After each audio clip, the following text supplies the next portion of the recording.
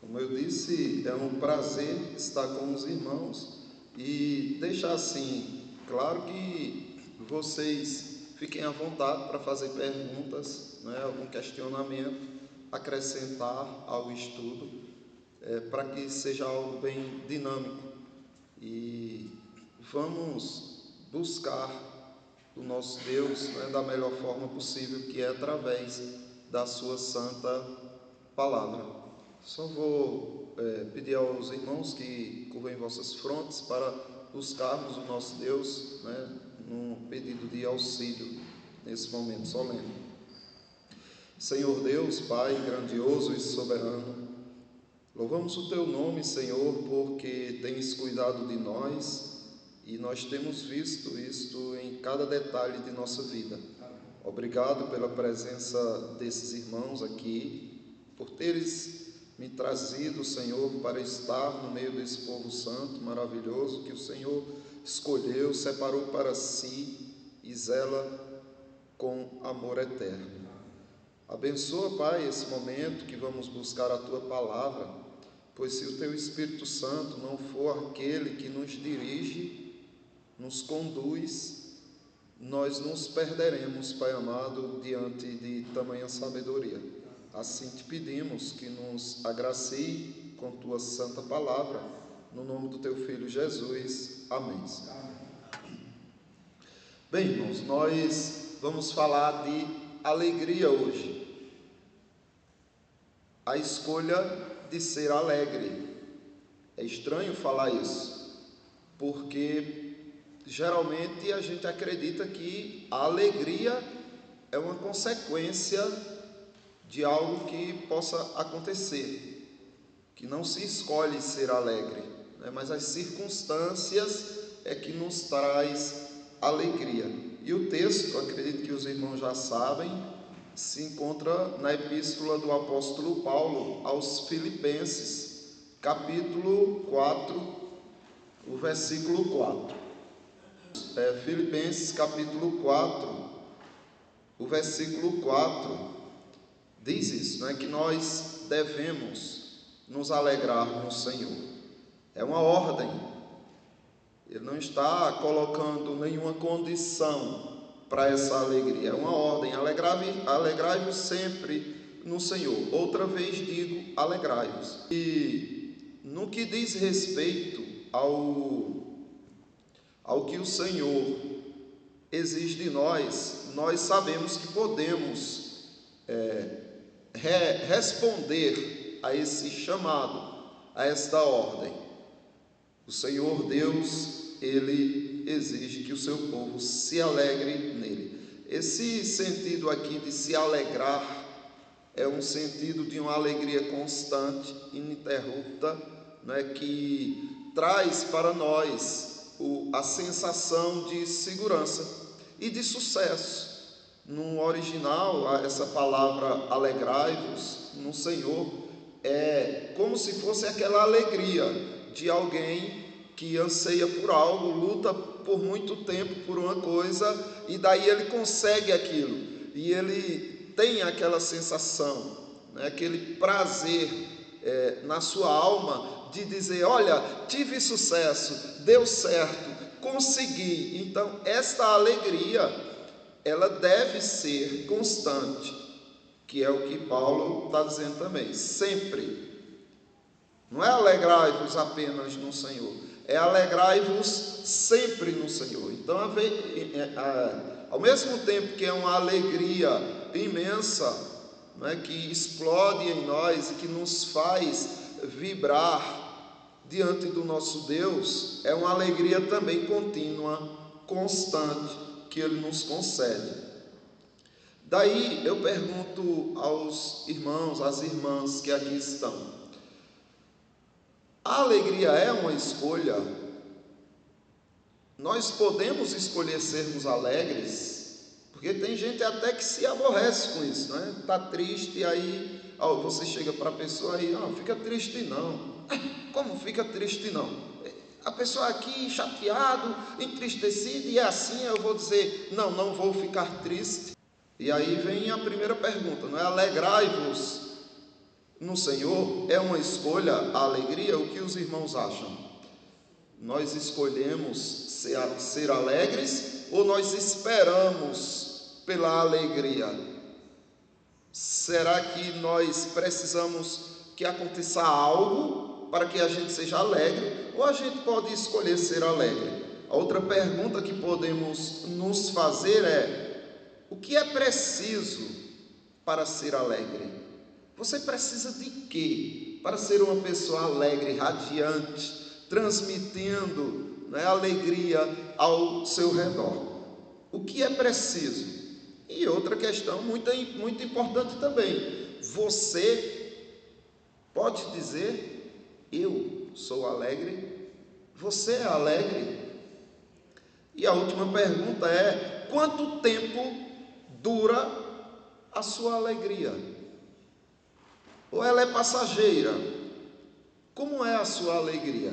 Então essas são questões que nós precisamos considerar, porque se é mandamento do Senhor, né, uma ordenança do Senhor, que sejamos alegres, quando não somos, pecamos contra o nosso Deus. Então temos o dever de considerar isso.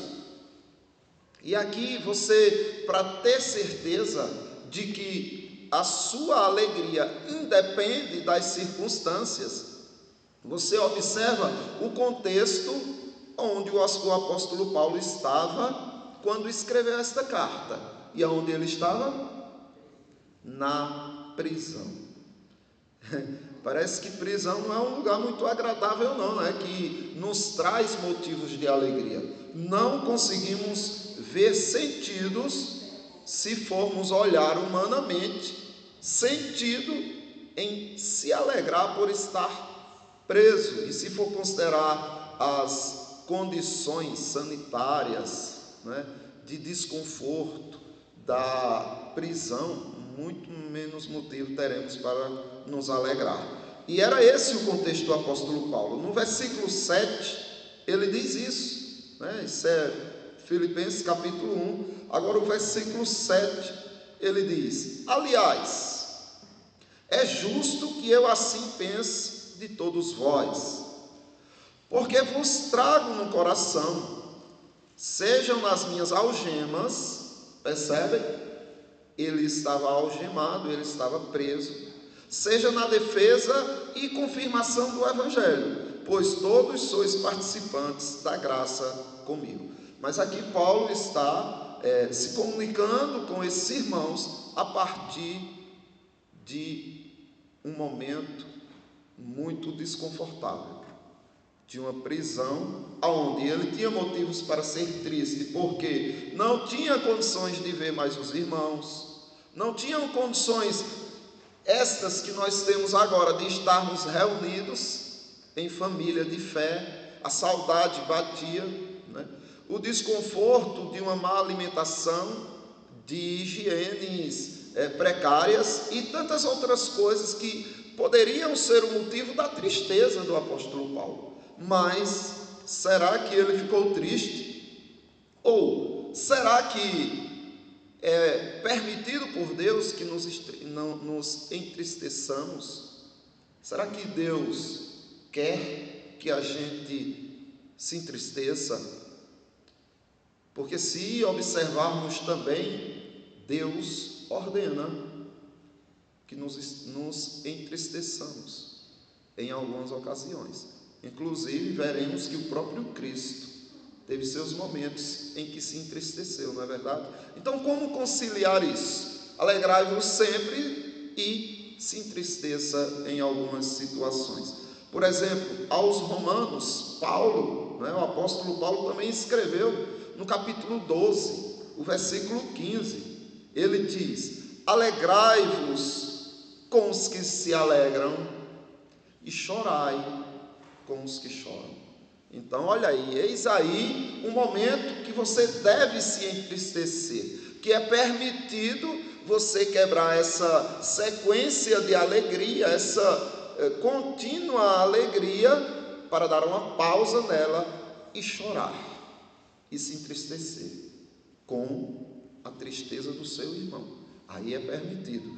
Outra coisa, Jesus Cristo aqui, no Evangelho segundo João, capítulo 11, do versículo 33, diz assim: Jesus, vendo-a chorar, e bem assim os judeus que a acompanhavam, agitou-se no espírito e comoveu-se.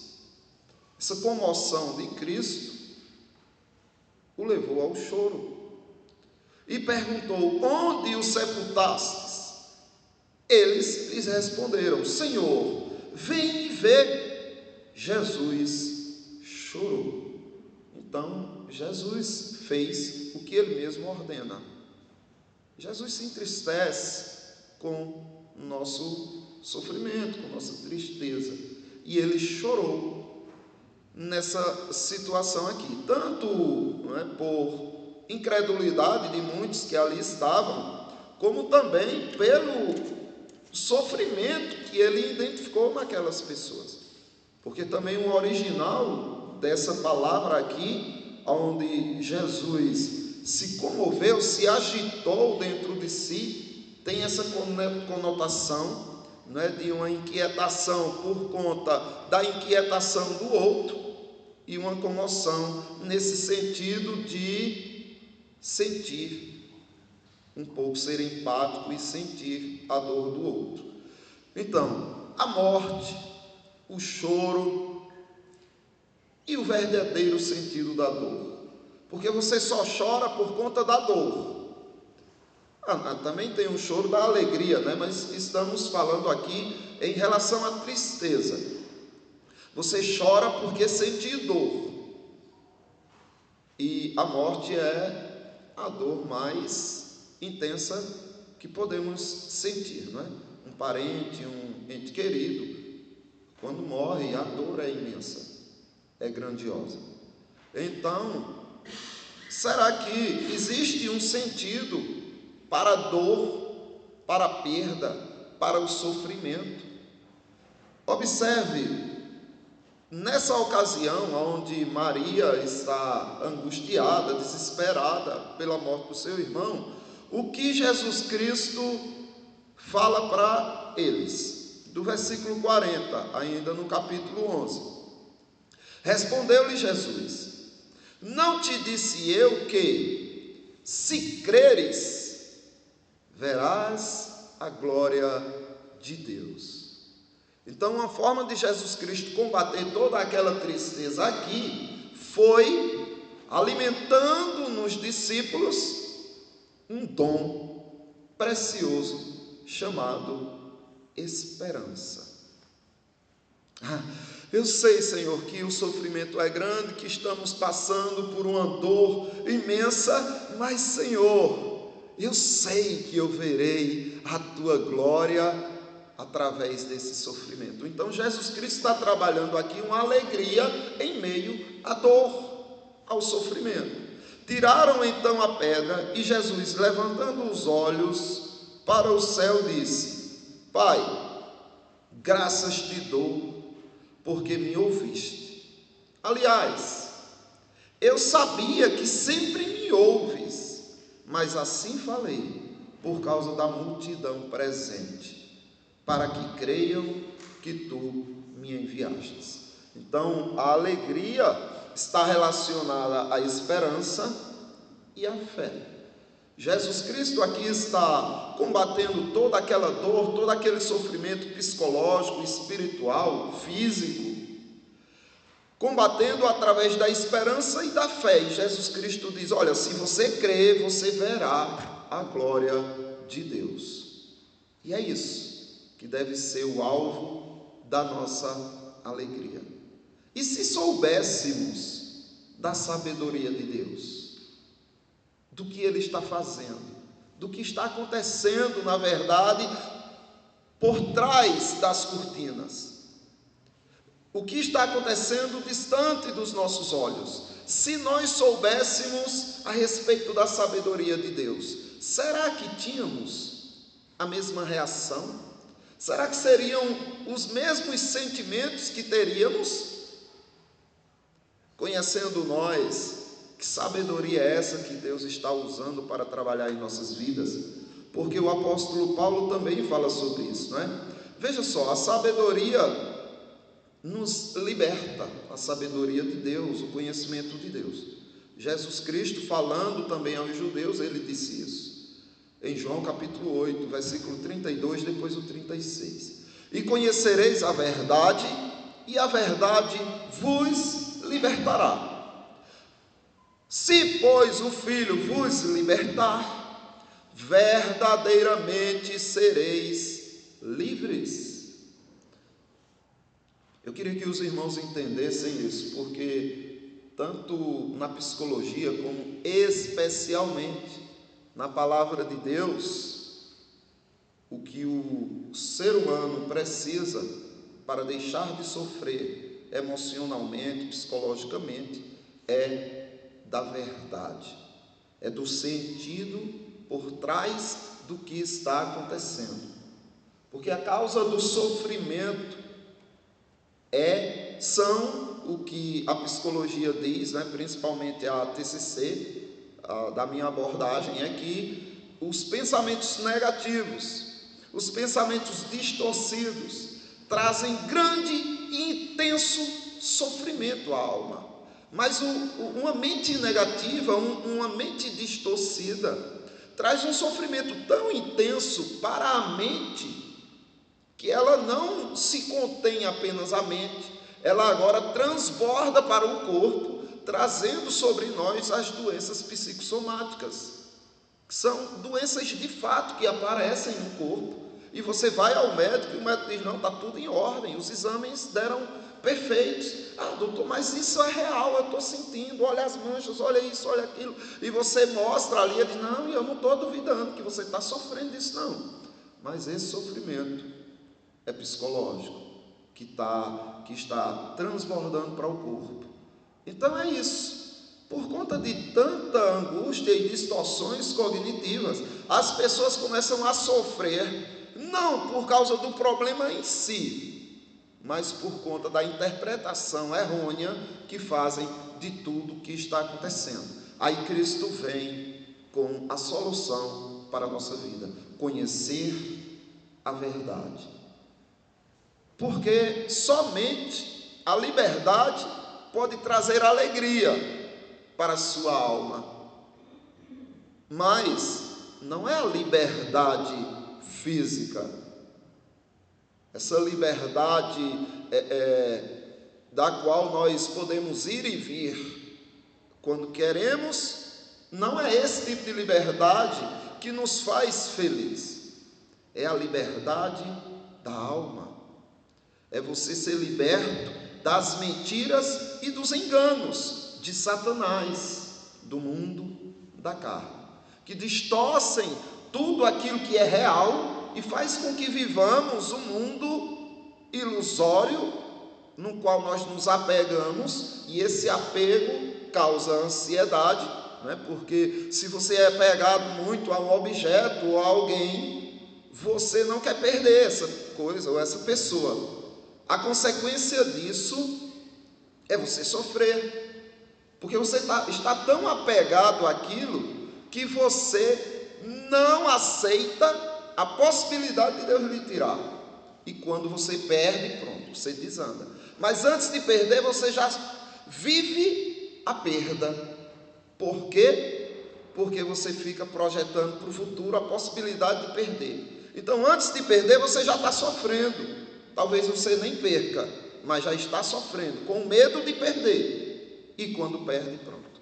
Porque o apego faz isso, não é? Então, Cristo quer nos libertar dessa mentira de que nós precisamos de alguma coisa neste mundo que não seja Deus. Ele tem nos dado, isso é confortante, isso daí é prazeroso, devemos desfrutar, porque Ele está nos dando. Mas e se por acaso Ele quiser tirar? Nossa alegria vai estar ali, nosso ânimo, nossa motivação de seguir com Deus está naquilo que nós possuímos. Então são dessas mentiras que nós precisamos nos libertar. E Cristo, Ele nos liberta destas mentiras. e a liberdade de você não depender do que é mundano, temporal, externo, para ser feliz, essa liberdade, ela é incomparável a qualquer outro sentimento. Se você quer ser feliz, seja livre. Por isso que Jesus Cristo também disse, olha, aquele que não aborrecer pai, mãe, irmãos, filhos, e até a própria vida, por amor de mim, não pode ser meu discípulo, não pode ser livre, consequentemente não pode conhecer a paz verdadeira, consequentemente jamais será alegre como Deus faz, né? Uma pessoa ser alegre. Então, o que é que nos faz realmente feliz? O que é que nos dá o poder de sermos alegres, sempre alegres no Senhor? É a liberdade, é você não estar preso, é você não ser refém de nada para ser feliz com o seu Deus. Mas e o que Ele tem me dado não é motivo de alegria, não é, porque você tem que entender que Ele te deu, e se vem do teu Pai que te ama, é motivo para você usufruir disso. Esse momento aqui mesmo, para mim, está sendo um momento de profunda e extrema alegria.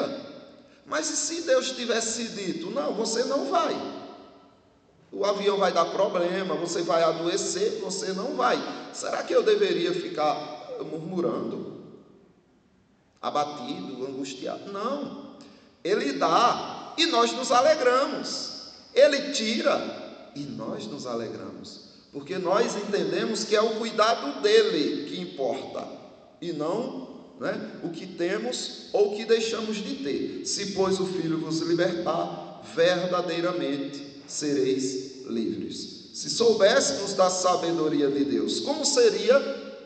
Observe o que o apóstolo Paulo diz na sua primeira epístola aos Coríntios, capítulo 2, do versículo 6.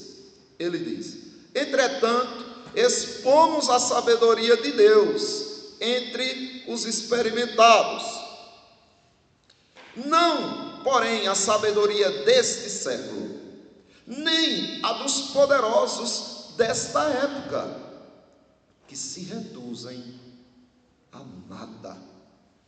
Percebem a ilusão que é se gloriar no que vem de sabedoria humana? Nada é. E aí ele continua e diz: mas falamos a sabedoria de Deus em mistério, outrora oculta, a qual Deus pré-ordenou desde a eternidade para a nossa glória. Vejam o que é que Deus está fazendo. Veja que sabedoria maravilhosa Ele está nos confiando, fazendo chover em nossos corações, regando os nossos corações, uma sabedoria que estava oculta, hoje ela é revelada em mistérios, ela é revelada através das Escrituras, mas isso Deus pré-ordenou desde a eternidade, para a gente usufruir disso, para a gente sentir o prazer na palavra dEle, na sabedoria dEle, e muitas vezes negligenciamos o que é para a nossa glória. É lógico, se a gente negligencia a verdade, nós vamos nos apegar com as mentiras, e são as mentiras que nos escravizam, que fazem com que soframos, porque não entendemos o que está ali por trás. Então, os sentimentos, os pensamentos, as emoções e as ações, porque um vai gerando o outro, não necessariamente nessa ordem. Às vezes você age por impulso e isso gera sentimentos, gera pensamentos. Ou às vezes você sente algo que alguém falou ou que alguém fez e aí isso gera pensamentos. A consequência é você externar esses sentimentos através de suas emoções, através do seu comportamento, de suas ações. Porque sentimentos não é diferente de emoção. Você muitas vezes sente, mas internaliza isso, e por isso que não devemos julgar um irmão, né, pelo estado que ele demonstra emocionalmente, porque muitas vezes ele está querendo esconder um sofrimento muito grande, e aí ele ri, age naturalmente, e tu, nossa, aquele irmão é sempre tão bem animado, né? De repente você descobre que algo de ruim está acontecendo na vida dele, e ele não está sabendo suportar nem lidar com aquilo, mas ele não consegue externar isso. Então ele tem o sentimento, mas ele não deixa que esse sentimento seja manifestado em emoção, e aí você não consegue ver, porque a emoção, no caso, é o teu comportamento, a tua fisionomia, né, o teu gesticular, e essa emoção vai mostrar, aquele irmão está triste, por quê? Vê o semblante dele, né? Então ali ele está demonstrando emoção, mas o sentimento é diferente. Porém, em tudo devemos buscar a verdade, porque só ela pode nos libertar. Você está sofrendo por algo? Ok. É real o que está acontecendo? Ninguém vai negar. É doloroso? Ninguém pode negar isso. Está claro que é doloroso. Agora, a tua interpretação do que está acontecendo é a verdade? Você sabe o que está por trás de tudo isso que está acontecendo? Porque cada vez que você se aprofunda no que de fato está acontecendo, mais leve a sua alma fica. Porque, repito, as distorções cognitivas, elas têm um poder imenso de destruir a nossa paz, de destruir a nossa alegria. Então veja só, ainda no apóstolo Paulo, na primeira epístola de Paulo aos Coríntios, capítulo 2, agora do versículo 8, ele vai falar dessa sabedoria. Sabedoria essa que nenhum dos poderosos desse século conheceu, porque se a tivéssemos conhecido, se a tivessem conhecido, jamais teriam crucificados o Senhor da glória. Então vejam, porque, segundo Paulo, esses poderosos crucificaram Jesus Cristo por conta das mentiras cognitivas, por conta das mentiras que eles se apegaram, as mentiras que eles tomaram para si, de que Jesus Cristo era um usurpador, de que Jesus, e um monte de mentiras a respeito de Cristo, que estimularam a angústia no coração deles, o ódio no coração deles. Mas o que Paulo está dizendo aqui é que, se eles tivessem conhecido quem de fato era Jesus Cristo, eles não teriam crucificado o Senhor da glória. Então veja o poder que a verdade tem na vida de uma pessoa. Uma coisa que causava ódio a eles, inveja e sentimentos negativos, ruins, não teriam surgido se eles tivessem conhecido a verdade. Mas eles estavam certos de que era aquilo, porque estavam cegos, eram escravos da mentira. Então pensem agora no sofrimento de Marta e de Maria, né? O sofrimento de Maria, de quando viu Jesus Cristo, caiu no choro. Senhor, se estivesse aqui, nada disso tinha acontecido, e chorou, e o povo à sua volta chorando. Pense no sofrimento de Maria, no sofrimento de Marta, no sofrimento daqueles que amavam Lázaro e amavam essas irmãs. Seria possível Maria e Marta estarem alegres diante de tudo aquilo? O que é que acham? Fiquem à vontade, viu, para falar e tudo. Seria possível Maria e Marta, diante da morte do seu irmão, com 4 dias, estarem, que bênção, o Senhor é na nossa vida, vamos nos alegrar? Seria possível? Por incrível que pareça, seria possível sim. Se elas conhecessem a sabedoria de Deus e o que estava por trás de tudo aquilo. Se elas tivessem convicção do que estavam por vir, elas estavam regozijantes, pois não? Eu não sei, eu estou embaralhando um monte de coisa aí. Tá. Eu vejo o seguinte, seria possível se elas conhecessem as coisas, né? Aham. Mas nem todo mundo tem uma mente assim, mais racional que emocional. É. E aí desequilibrar isso. Isso. O ser humano, nós como pecadores, nós todos sentimos. É verdade. Como você falou lá no começo da exposição, antes Tá. da aula, você colocou que coisa horrível e muita coisa se agravou. É verdade. Não é isso? Ansiedade, como é que fala? Pânico de não sei o quê, de multidão, de pânico de não sei o quê. Agora apareceu tudo qualquer coisa, né? Então eu vejo assim, como é que a gente pega o exemplo de Paulo? Para mim, Paulo é um ser humano assim, extremamente equilibrado, racional, muito forte também. Você pega Pedro, que é muito emocional. Fazer as besteiras que tinha que fazer. Aí você pegar tudo isso e colocar assim, numa receita de bolo é muito complicado. Não, então, estamos num caminho de entender essa receita de bolo, mas não na ostentação, não é? Na arrogância de achar que vamos sair daqui já sabendo fazer o bolo. Se as irmãs que sabem trabalhar com isso me derem a receita de bolo, eu vou tentar seguir ali, mas eu tenho certeza que não vai sair bom, né? Então, isso daí é uma prática. O apóstolo Paulo, né, pegando a deixa do irmão, eu esqueci o nome do Odair, né?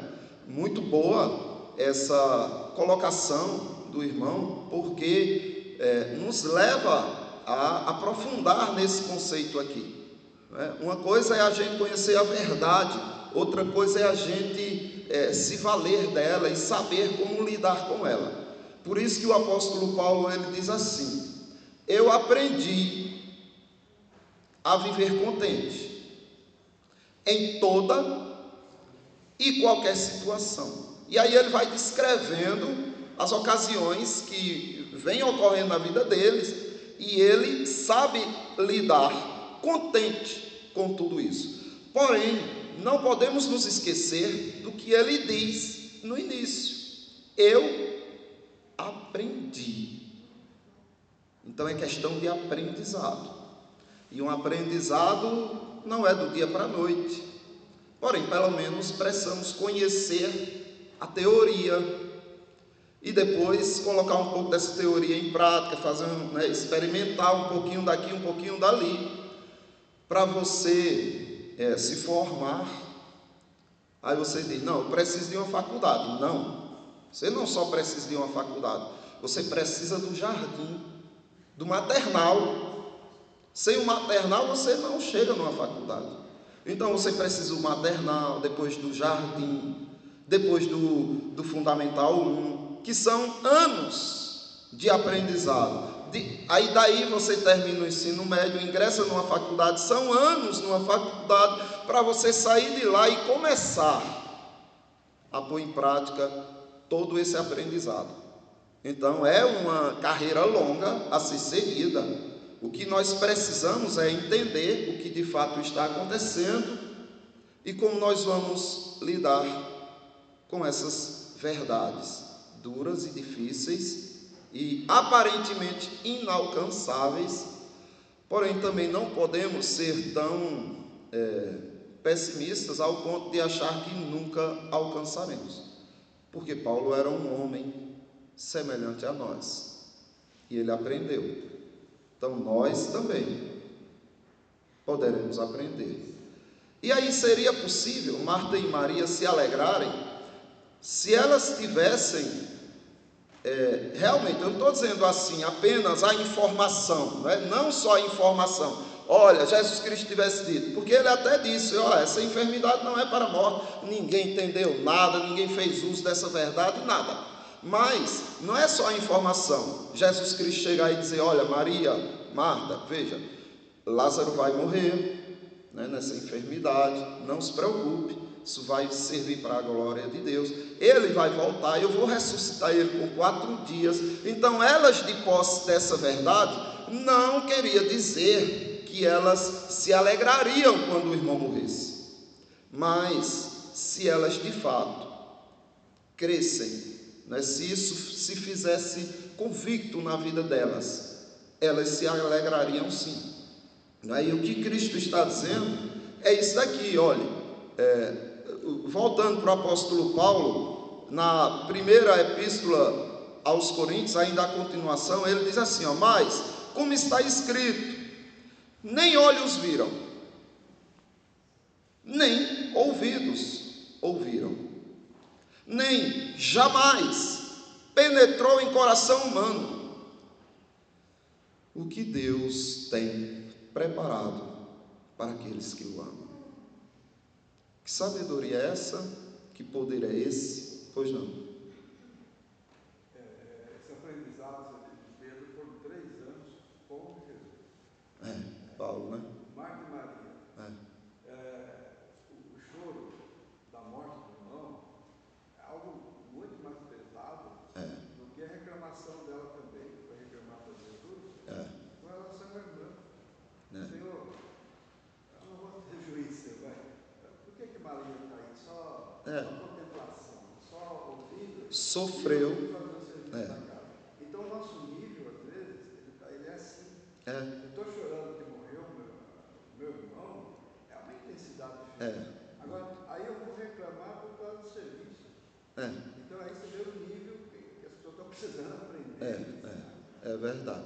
Então é isso daí. O conhecer a verdade vai nos libertando de muitas coisas. Falem sinceramente nos seus corações, se quiserem também aqui. Você é hoje o mesmo que era lá atrás? Depois que você conheceu Cristo, não superou nada? Não aprendeu a lidar com nenhuma situação? Continua a mesma pessoa lá atrás? Não. Você hoje é uma nova criatura, uma pessoa que entende muitas coisas, inclusive consola e conforta pessoas em sofrimento, porque você aprendeu da verdade de Deus que liberta a pessoa, né, das mentiras que fazem sofrer. Então, você aprendeu mais um pouco. Hoje é uma pessoa mais feliz. Isso significa que chegou no ápice? Não. Tem muito a percorrer. Você, daqui a um tempo, será uma pessoa mais equilibrada, mais centrada, mais compreensiva de muitas outras questões. Para aí também não. Então, até Cristo voltar, estamos nessa busca. Mas as promessas de Deus, elas precisam se fazer tão reais em nossa vida, como se já tivesse acontecido. Então, se Deus diz assim, olha, o que eu tenho preparado para você, a quem eu amo, é coisa que coração humano nenhum consegue alcançar, nem olhos contemplar, nem ouvidos apreciar. É o que eu tenho preparado para vocês. Se isso de fato se faz real em nossa vida, como se já tivesse acontecendo, que já está, a gente só não enxerga, a gente ficaria feliz, independente das circunstâncias. Aí ele diz, mas Deus nulo revelou pelo Espírito, porque o Espírito a todas as coisas prescruta, até mesmo as profundezas de Deus. Pense nessa criancinha aí, pense na família dela, né?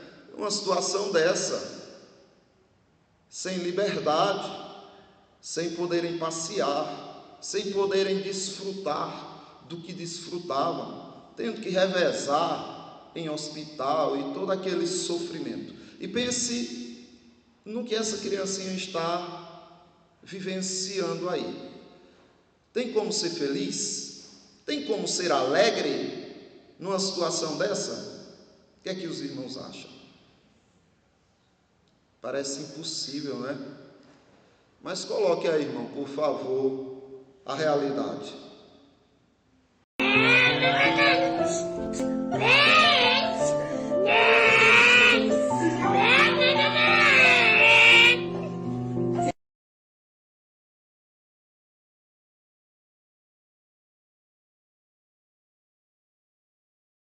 possível ser alegre, né, em umas condições dessa? Aparentemente não. Mas quem vai explicar a mente de uma criança? Quem vai explicar? Os pais, eu acho que ficaram aflitos ali, né? Ele fazendo uma moto daquela ferragem toda que estava dentro do corpo dele. Os pais aflitos, mas ele não queria saber, ele queria brincar, ele queria se divertir, ele queria sorrir. Então talvez seja isso que Cristo queira dizer também, quando ele diz: se você não se tornar igual a uma criança, você não pode entrar no reino dos céus. Porque esse lado adulto de ser, de procurar os defeitos, de maximizar defeitos, de não poder ver oportunidade de alegria em meio à dor, essa forma adulta de ver o mundo atrapalha muito a nossa relação com o nosso Deus. Então, qual era o estado emocional do apóstolo Paulo nesse contexto de prisão? Porque uma coisa é, né, a gente chegar e falar: ei, sejam alegres e tudo. Outra coisa é eu estar na pior e estar alegre, né? Por isso que muita gente diz assim: você não está no meu lugar, né? Aí fica fácil falar. Mas Paulo estava em uma prisão. E qual era o estado emocional de Paulo nessa prisão? Veja só o que ele diz ainda, voltando para o nosso texto, né, da carta de Paulo a Filipenses, capítulo 1, do 3 por diante. Dou graças ao meu Deus por tudo que recordo de vós, fazendo sempre com alegria súplicas por todos vós, em todas as minhas orações, pela vossa cooperação no Evangelho, desde o primeiro dia até agora. Então o apóstolo Paulo estava naquela condição, mas cheio de alegria. Ele estava sempre orando pelos irmãos, alegre, para que os irmãos cooperassem com o Evangelho do Senhor Jesus Cristo. Então, não é que Paulo é um hipócrita, não é que Paulo fala e não faz. Ele experimentava, ele vivia aquilo que ele pregava, sabe? Então, encontrando o sentido na prisão, né, no sofrimento. Veja só, qual era o sentido? Por que Paulo era alegre, apesar de estar na prisão? Porque ele descobriu a sabedoria de Deus ali, naquelas condições precárias, dolorosas, que ninguém nega a dor que Paulo estava sofrendo, que aquela criança estava sentindo, que os pais estavam sentindo. Ninguém pode negar a dor, mas quando se encontra a verdade por trás da dor, se encontra a liberdade de se alegrar com aquilo que está por vir. Não é que é a questão da esperança e também do que pode estar acontecendo e você não enxerga. Veja o motivo da alegria de Paulo aqui, agora no versículo, a partir do versículo 12. Ele diz: quero ainda, irmãos, cientificar-vos de que as coisas que me aconteceram têm antes contribuído para o progresso do Evangelho. Aí ele compara agora meu sofrimento, minha dor e a consequência dessa dor, o progresso do Evangelho.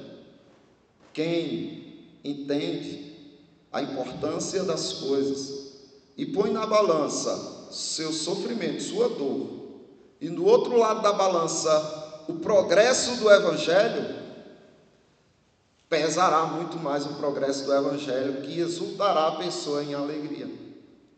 E daí ele continua: de maneira que as minhas cadeias em Cristo se tornaram conhecidas de toda a guarda pretoriana e de todos os demais.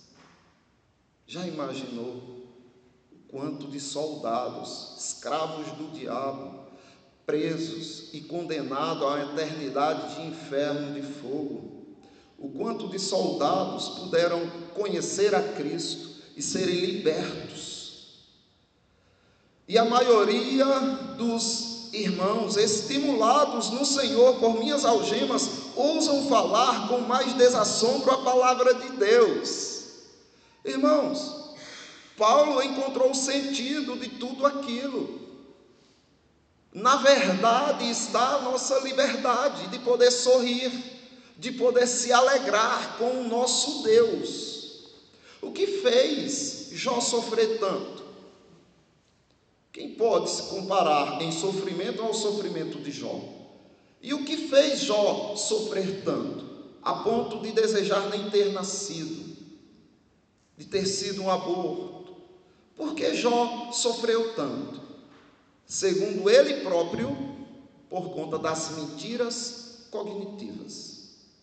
Porque se você for para o momento onde Deus resolve falar com Jó, não para dizer o que estava por trás daquele sofrimento, Deus não fez isso, mas Deus questionou a sabedoria de Jó e comparou com a dele próprio e disse: agora me diz, Jó, vai, tu fala e eu vou aprender.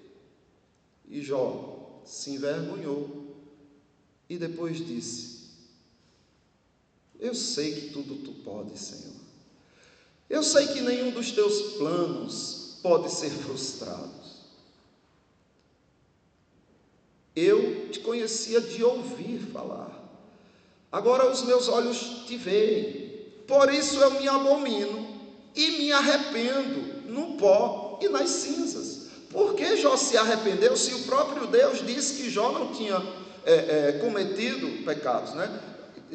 Falou que Jó era íntegro, reto, puro, temente a Deus. Jó se arrependeu de quê? Jó se arrependeu de não entender o que Deus estava fazendo, de não confiar no que ele estava fazendo. E aí, aquilo que ele diz que é um sofrimento que ninguém deveria passar, e que ele deveria ter morrido a passar por aquele sofrimento, a palavra muda. Agora ele diz, são coisas, tu dissestes, eu falarei, eu perguntarei, tu me responderás. E aí ele diz que se viu ignorante e que aquilo tudo era inalcançável à mente dele, coisas maravilhosas demais para ele. Como assim? O que era maravilhoso demais para Jó? O saber que Deus está no comando e que Ele está fazendo isso, não porque Ele gosta de ver você sofrer, mas porque Ele tem algo grandioso por trás do que você está passando. Quando Jó compreende isso, ele diz: olha, é coisa maravilhosa demais para mim. Então, havia ali o sentimento de angústia, de tristeza, e agora há um sentimento de admiração, glamouroso, de prazer imenso, coisas maravilhosas demais. Veja que diferença. E o que mudou? Não foi a condição de Jó. Jó estava ainda na mesma situação, mas as palavras mudaram, porque a interpretação mudou, a forma de ver as coisas mudaram. Antes ele via mentiras mentais, cognitivas, agora ele está vendo a verdade de quem de fato é Deus. Então, irmãos, Paulo aqui viu o sentido, e aí ele poderia estar alegre. A tristeza e a reclamação do apóstolo Paulo, lembram também disso? Aonde na sua segunda epístola, no capítulo 12, Paulo está triste. Esse que disse que você deveria se alegrar sempre no Senhor, ficou triste e não se conformava com a dor que estava sentindo. E ele fala assim, capítulo 12, do versículo 7, da segunda epístola de Paulo aos Coríntios: e, para que não me ensoberbecesse com a grandeza das revelações, foi-me posto um espinho na carne, mensageiro de Satanás, para me esbofetear, a fim de que não me exalte. Por causa disso, 3 vezes pedi ao Senhor que o afastasse de mim. O sofrimento, a dor, a tristeza, a angústia de Paulo era tanta que ele não se conformava com aquela situação, e pedia, e pedia, e pedia, até que Jesus Cristo responde e mostra para Paulo o sentido daquela dor. No versículo 9 ele diz: então ele me disse: a minha graça te basta, porque o poder se aperfeiçoa na dor, na fraqueza, no sofrimento. Que revelação, irmãos! Paulo não sabia disso. E a tristeza de Paulo estava fundamentada nas suas próprias convicções, nas mentiras criadas pelos sentimentos negativos, por pensamentos negativos. E Paulo não se conformava com aquilo, mas agora Cristo disse: não tiro essa dor, porque você já tem o que precisa, a minha graça. Mas Paulo tinha a graça dele e era suficiente para quê? Para ele ser alegre, apesar do espinho na carne. Agora que, encontrando o sentido, a verdade por trás da dor, que era o poder de Cristo se aperfeiçoando nesse sofrimento. E aí Paulo já era convertido ao Senhor, mas agora ele converte os seus sentimentos, ele converte os seus interesses, ele converte os seus interesses a Jesus Cristo.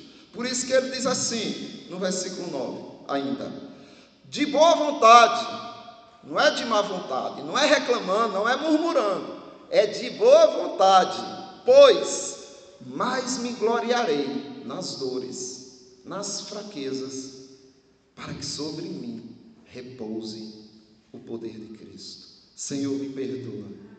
Eu não sabia, Senhor. Eu falei do que eu não entendia, coisas maravilhosas demais para mim. Quer dizer que eu estou crescendo, eu estou parecendo mais contigo. Essa dor está me fazendo forte no teu poder. Senhor, eu me glorio nelas, porque eu quero esse poder sobre mim. Percebem que o interesse de Paulo mudou. O interesse anterior era: tira de mim. Quando entendeu que aquilo servia para o crescimento dele em Cristo, ele diz: Senhor, que glória passar por isso. Mas não muda só o interesse de Paulo, muda também os sentimentos de Paulo e as emoções de Paulo. Aquele que estava aborrecido com a dor, que estava triste, agora diz assim: pelo que eu sinto prazer, alegria nas fraquezas, nas injúrias, nas necessidades, nas perseguições, nas angústias. Mas não é sem sentido, ele não é um masoquista. Por amor de Cristo, eu sinto prazer, eu me alegro na dor, porque quando sou fraco, então é que sou forte. Isso é a contrariedade do reino de Deus. Aquilo que nós enxergamos como fracasso, Deus está dizendo: é teu sucesso, minha filha, é teu sucesso, meu filho. Aquilo que a gente foge, é o que Deus diz: se aproxime, porque é o que você precisa.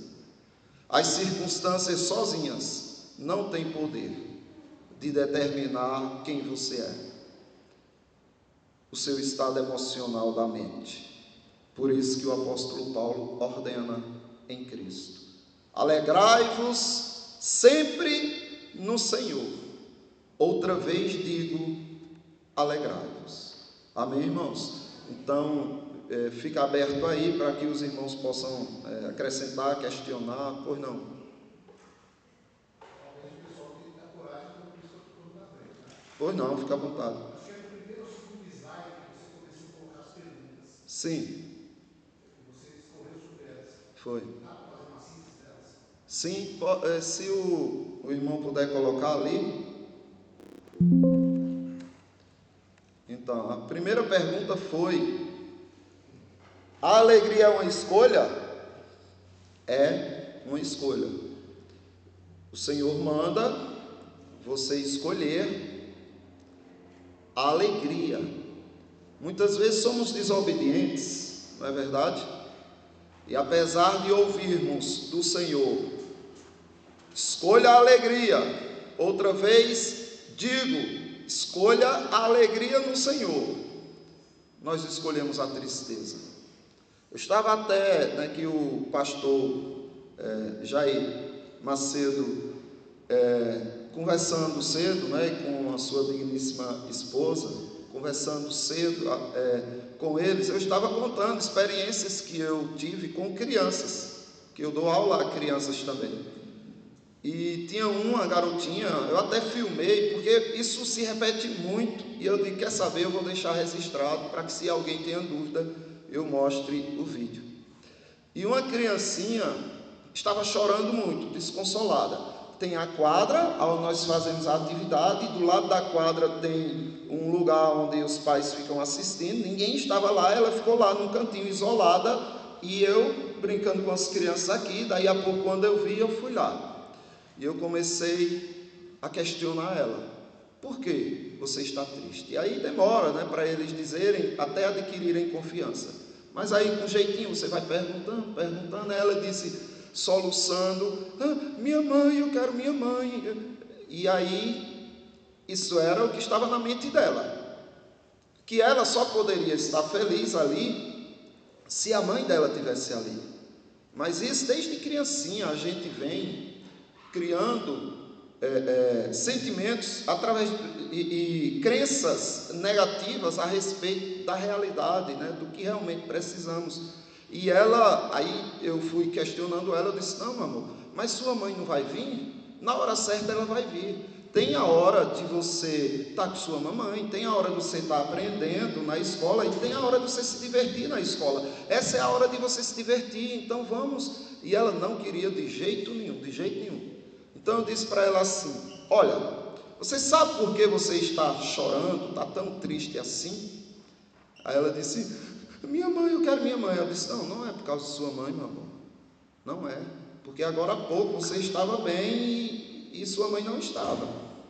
Não é por causa da sua. Quer saber por que você está chorando tanto?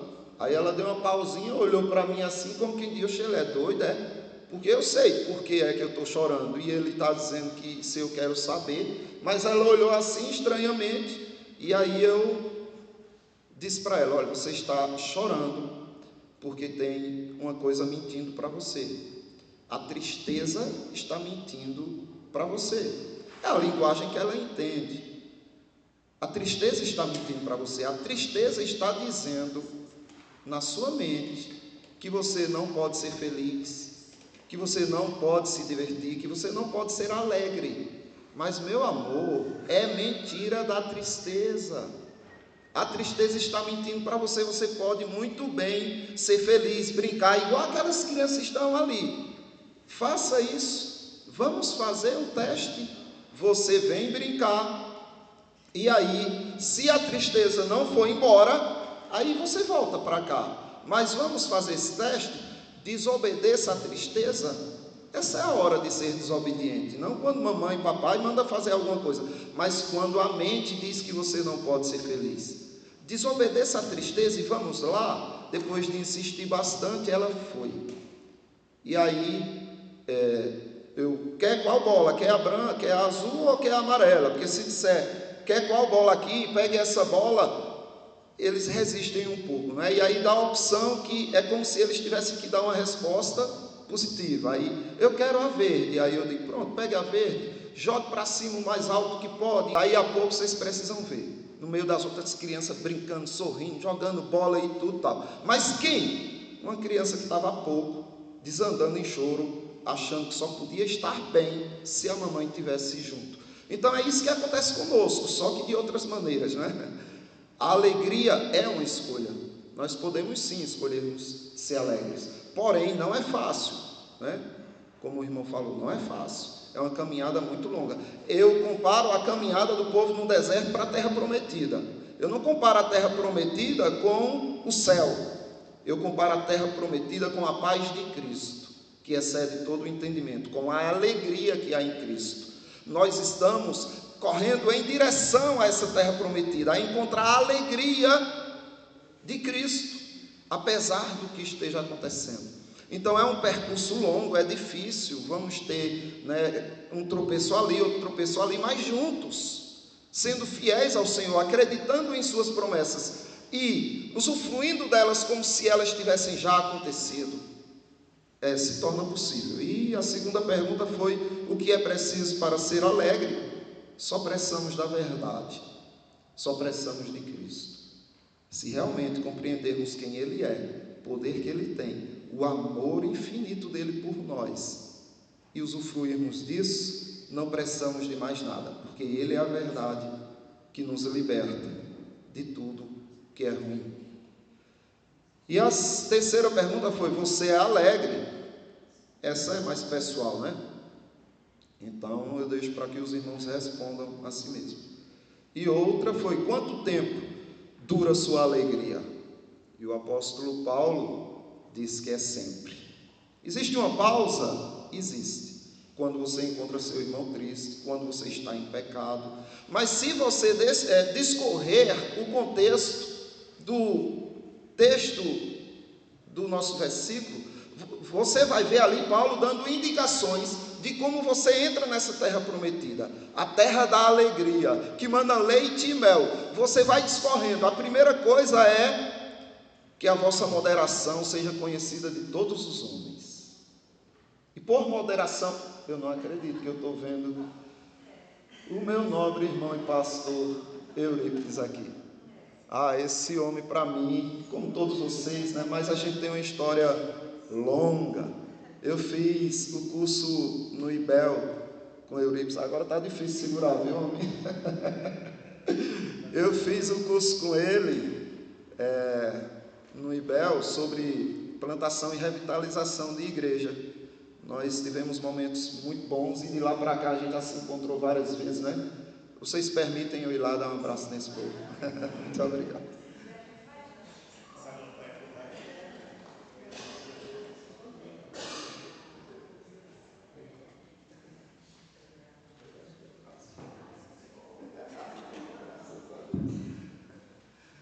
Muito bem.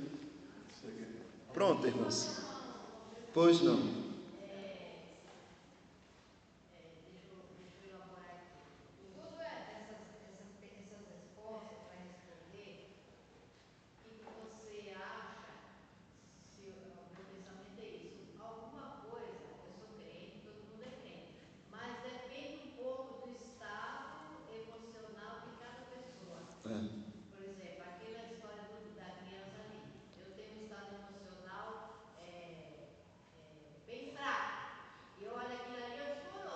Mas tem outro que olha e já é racional, ou daí pode ir em frente e resolver. Então essas coisas de ser alegre, o que você acha assim? De pessoas que são mais. De cada todos crentes.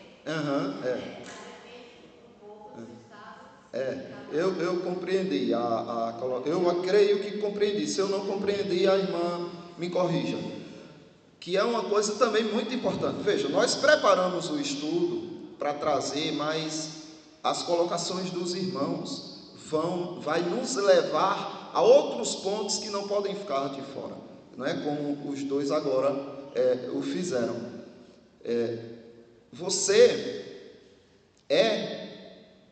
Não existe pessoas que não sejam ansiosas, deprimidas. Todos nós temos esses momentos, são reais e, pasmem, são uma bênção de Deus na nossa vida. Sem eles, por exemplo, você não poderia atender a ordenança de chorar com os que choram. Eu estou apático, eu estou frio, insensível, chorar com ninguém, não. Esses sentimentos, a ansiedade é uma bênção na nossa vida, a tristeza é uma bênção na nossa vida, mas elas têm um propósito, elas têm uma funcionalidade. Então aquele que é mais duro e aguenta mais coisas, de dificuldades, apesar de que ele é seguro em uma coisa, mas em outra não é tanto, e isso todo mundo vai ter suas limitações.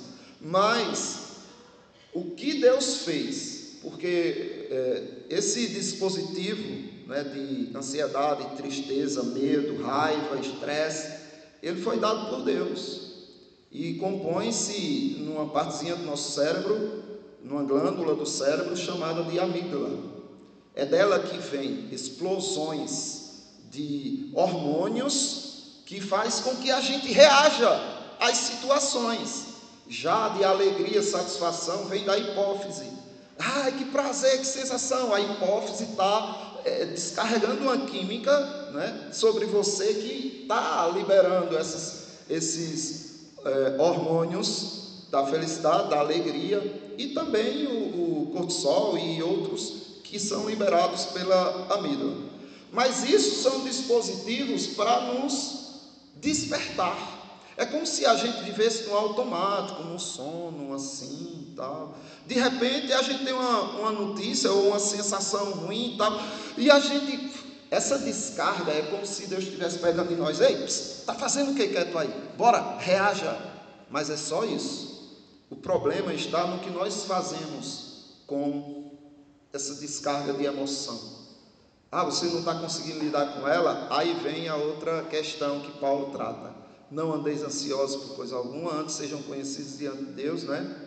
Aí você, por orações, súplicas, as vossas petições. Então, observe. Vai, meu Deus, eu não estou suportando. E Deus entende. E Ele criou a emoção para isso, para te mover a uma ação. Aí você corre para a oração. E entrega, e descarrega, né? E lança sobre ele tudo. O que você tem que falar, fale com respeito, temor, né? Ações de graça, agradecendo também. Em meio a tanta coisa ruim, não esqueça de ser grato. E aí você desandou. A consequência disso, segundo o próprio Senhor, e a paz de Cristo, que excede todo o entendimento, guardará o vosso coração e a vossa mente em Cristo Jesus. Então, a emoção serve para isso, para você, quando não está controlando, levar ela a Deus. Aí você encontra a segurança do Senhor, se levanta e segue. E ainda tem outra indicação, porque não adianta você simplesmente parar de pensar no que é ruim, no que é negativo, no que está te abalando. Não basta isso, porque a mente ela precisa estar composta, preenchida por algo. E aí é quando o apóstolo Paulo diz, né, em tudo que é bom, respeitável, agradável, justo, seja isso que ocupe o vosso pensamento. Então é aquilo, não é só parar de pensar, não, vou pensar no quanto Deus é bom, o quanto Ele faz por mim, o quanto Ele já fez por mim, as promessas dEle, que Ele está comigo, que tudo isso que está acontecendo vai redundar na glória dEle, no benefício de nossa vida, no nosso crescimento em Cristo. Então você vai preenchendo a sua mente para que não tenha espaço, porque ela nunca vai ficar vazia, tá? Agora vai depender do que você vai colocar nela, certo? Foi como eu entendi, irmão? Tá. Para abrir a mente, tem que saber fechar. Né? É verdade. Aquela colocação sua, é muito prática com relação a convencer a criança, né? Sim. Parar de chorar e entrar junto com as outras crianças. Eu acho muito importante, porque se for para desobediência, tristeza. Vamos levar isso como princípio para nós, né? Gente, ela está mentindo para você. Eu gostei desse aspecto. A gente aprender a trabalhar isso, porque hoje o mundo está meio de cabeça para baixo. Se fôssemos entrar nesse assunto agora, eu disse que esse almoço, porque eu acho que a área da questão de gênero, que hoje está mais. Verdade. Afetando, tem muita coisa então, para acho que isso seria um princípio também. Com certeza. Estão mentindo. A sua mente está mentindo. Está deixando bagunçar a tua mente, está afetando o corpo. E estão mentindo para você. Então o diabo faz a mentira e a gente iria até as 2 da tarde.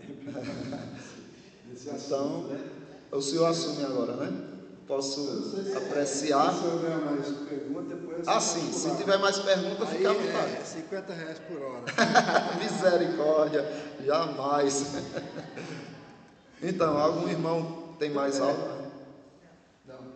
Então, vamos ver se terminar aqui. Ah, tá. Só tinha um hino aí, mas nosso tempo está avançado. Tá certo.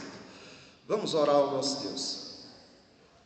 Pai amado, santo, justo, bondoso e soberano.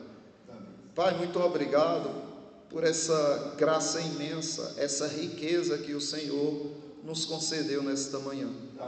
De estarmos juntos, experimentando um pouquinho do que teremos no céu com os nossos irmãos.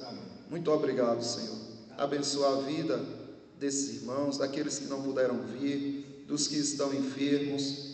Vai com tua consolação, com tua cura sobre a vida desses irmãos. Abençoa esta igreja, Pai, tão linda, tão amada, uma igreja tão próspera no teu Filho.